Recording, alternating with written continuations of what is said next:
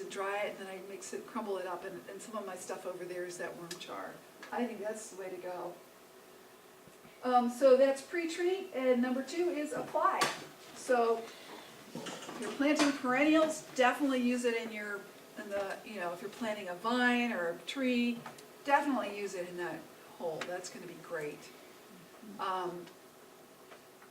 to 20% by volume.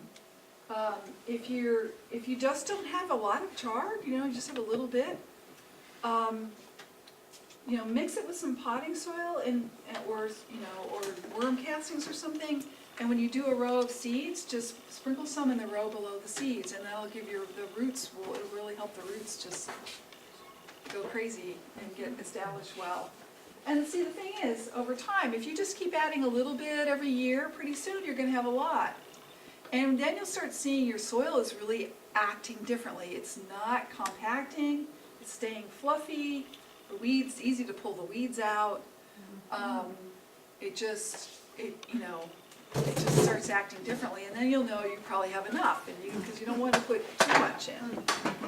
You know, one of the basic precepts of adding enhancements to the soil, I say, is feed the soil, not your plants. Right. And Yeah. so I'll let you know on that compost tea, because I take back guano and I make tea out of it. Oh. So I'll do some experimentation, you know, try some with, some without, and see what kind of enhancements come from that. So Good. You know, I'd really kind of like to start a Southern Oregon Biochar Club or something where we could get together, because like they have in Roseburg, they have a regular like expos, and they get together and talk about how their biochar things work. So maybe the Grants Pass Master Gardeners would be a place to start something like that. Yeah, so anyway, yeah, that'd be great. And then, you know, then the last idea is, if you just have plain char, maybe you've just soaked it in urine, that would at least do that. Soak it in urine or fish and hydrolysate or manure tea. Then just spread it, you know, about half, you know, just one layer of chunks on a bed and till it in. And that'll kind of get you started. You could put a little bit more if you wanted. Depends. If your bed's already, yeah, it just depends. You need to experiment, but experiment on the lighter end rather than the heavier end, I think is safer. And then of course, I didn't really mention there, but if you put it in the compost, then you just apply it in your compost like you normally apply compost. So does that answer everybody's questions? Is it pH neutral? No, So it acidifies or alkalizes? it's alkaline. Okay. Especially the char we're making here. Okay. It's quite alkaline, and we'll get the pH test strips That's out. what I and was I'll curious, show you. okay. That's one of the reasons why you want to go slow. Okay. Definitely.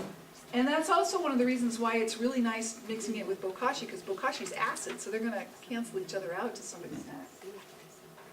So let's see what else I have. Okay, that's it.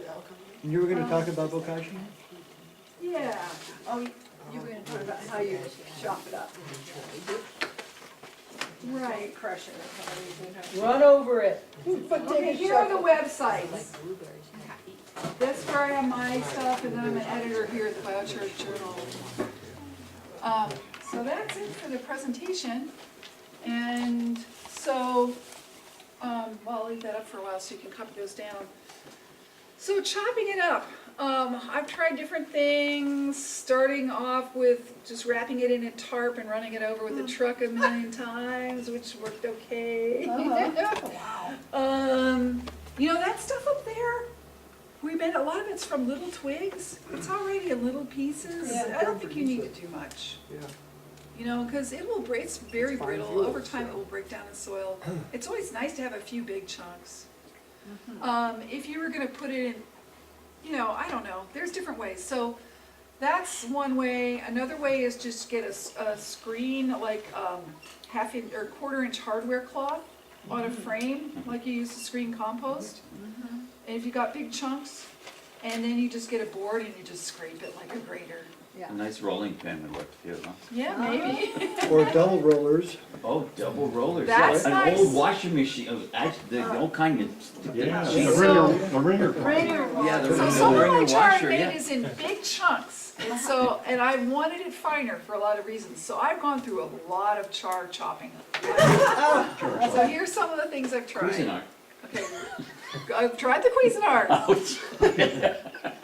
It works. Okay. Yeah, I'm sure it does. Sure, it eats up the blade too pretty quick, right? Well, char is somewhat Yeah, abrasive, but no, it wouldn't eat up the But blade. it's not too hard though. No. Chipper shredder.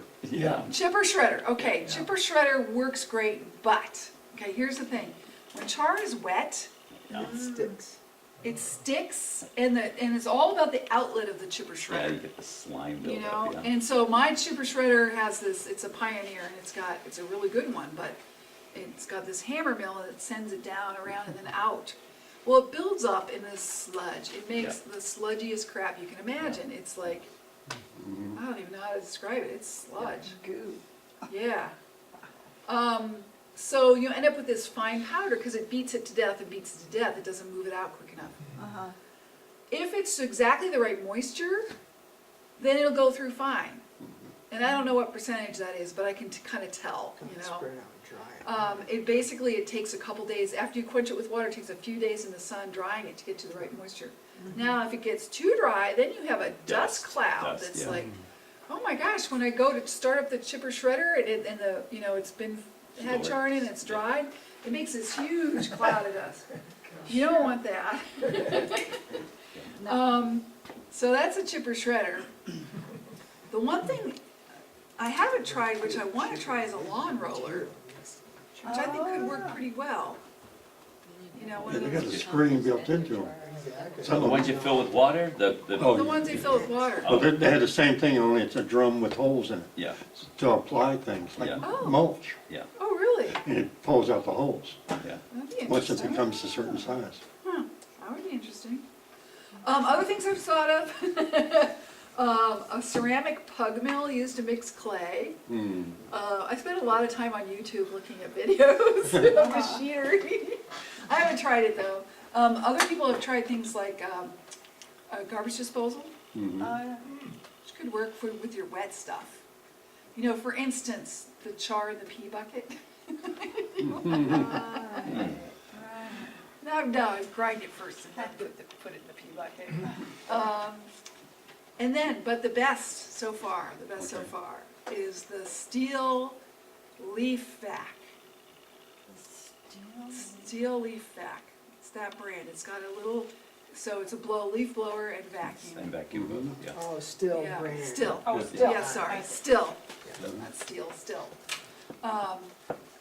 It's got a vacuum bag, and you just go up and you just suck it right up, and it whacks it, and it just gives it one whack, it shatters it, it goes into the bag, and it's pretty nice. Does it have internal teeth or something? It has a little metal blade. It's a fan looking device. Yeah, it's on top of the impeller. Top of It's the an impeller, it's an impeller device, yeah. It's a leaf. Still leaf blower. Wonder if a And there's leaf, only one kind to get, don't get a cheap one. wonder if This a one's- leaf vac on a mower would work. 300. It would, yeah. If you have yeah, it could. What did he say? Pulverize it. A leaf vac on a On a lawnmower. lawnmower. Because the lawnmower will pulverize it and then And suck it some out. leaf vacs have even an impeller too. Yeah, Yeah. because they want to shred the leaves. Yeah. So if you have one of those, definitely try it. With a face mask on. Yeah. And earplugs. It's still, again, it's about moisture. If it's too wet, you know, my vacuum won't even suck it up. Right. If it's too dry, it's not as much of a problem with the vacuum, because at least it's all going in the bag. Yeah, I have an idea. I have a, you know, where I filter my dirt, you know, I have a frame that fits over the wheelbarrow, and it's got that hardware cloth that has about Yeah? a quarter inch, Yeah. or maybe a little, and then I just wonder, you could probably put it in that and then just take a log and just, Yeah. Yeah. That's- I bet that worked pretty good too. Yeah, I did that the other day because I couldn't get the leaf back to start, so. I was Back to making basics. compost. Probably clogged with biochar. No, it actually Clean the air was- filter, actually you might had a- find some stuff in there. It was actually a stick, Yeah. anyway. Oh, So okay. curiosity, that the piles that are up there that have been spread out, if those were left, how long would it take for them to dry? Well, it's gonna rain tonight, so. Okay, well, given that there's not inclement And it's weather. sunshiny whatever, day. Are we talking a couple days, a week? 3-4 days. Depends on the tip. Yeah, I don't know, maybe 3 or 4 sunny days, they won't get completely dry, they'll get about dry enough to wanna try sucking it up. Or if you and went out eat and that. maybe raked it every day or something and kind of spread it out. Well, it's already pretty spread out, Right. yeah. So one thing that I do with burn piles to make it a little easier to collect the char is, I have a friend who's a welder and he uses a lot of old water tanks to make things out of, because they're good steel. Well, the skin on those, it's just, sheet metal. He's got all of it, lots of that, he gives that away. So I have these they're the outside of a water tank, it's a nice big piece of sheet steel. Put that under your fire.